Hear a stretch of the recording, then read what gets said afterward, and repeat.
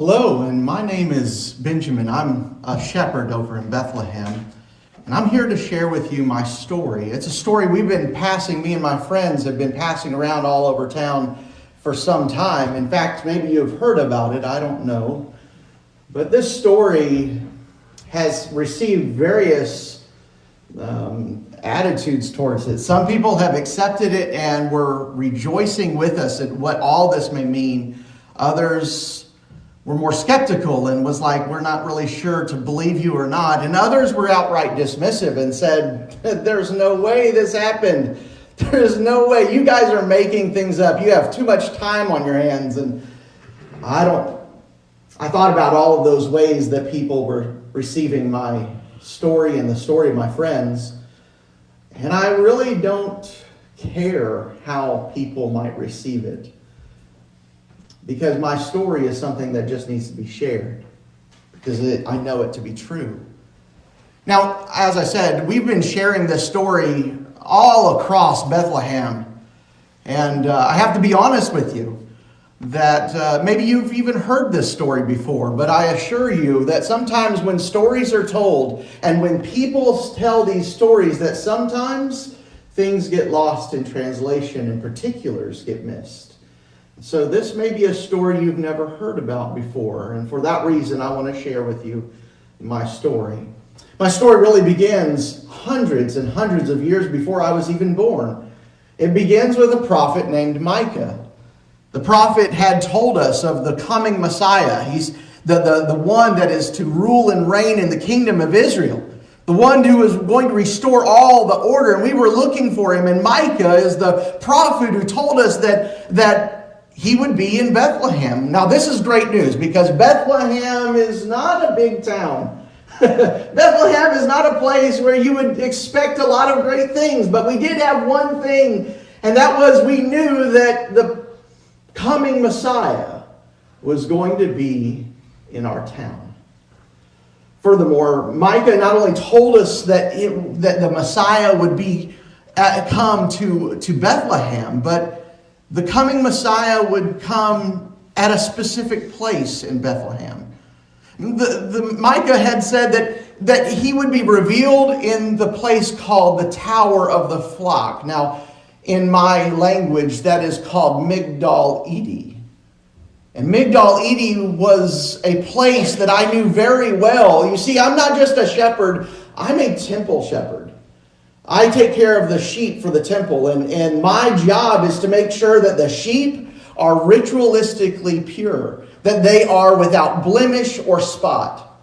And so Migdal Edi, the Tower of the Flock, is actually where we take these sheep that are about to give birth.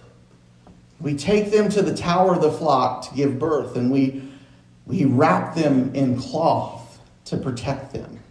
These swaddling cloths to make sure that they are protected and taken care of, and that they are without blemish. There is particular laws that we're supposed to deal with, because we're not just shepherds, we're temple shepherds.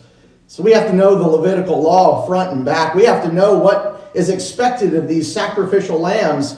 See, these sacrificial lambs are so important because they are to atone for our sins. And if they are with any blemish, they're not worthy to be sacrificed. And heaven help you if you ever send one of those blemish lambs to one of the priests and they look at it and find some problem with it. Heaven help you if you don't want to deal with that at all.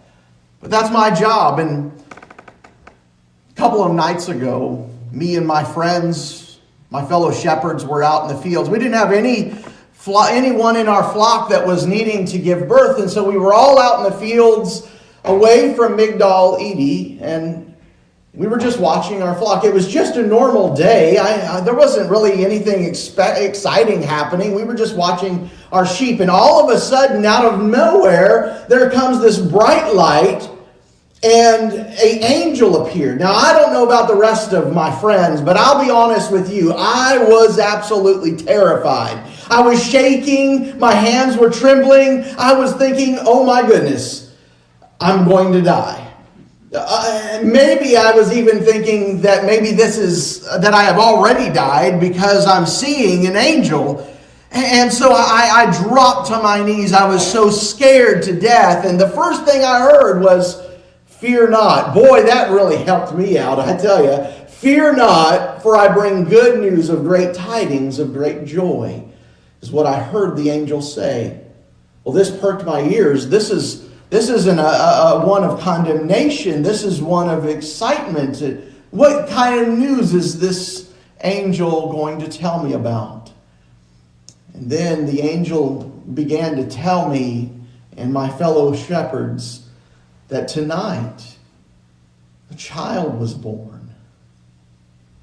Tonight the Messiah has come. Well, this was great news. I already understood that Micah had told us that in Bethlehem that the Messiah was coming. And then the angels told us that this is how you will find him. He'll be wrapped in swaddling clothes, lying in a manger.